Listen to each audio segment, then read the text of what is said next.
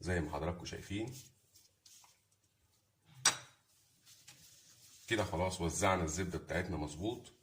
هنجيب رشة لحم مفرومة أو شوية لحم مفرومة كده ونحطهم بالطول زي ما حضراتكم شايفين كده، مع رشة جبنة رومي خفيفة على الوش زي ما حضراتكم شايفين بالشكل ده. هعمل ايه بعد كده؟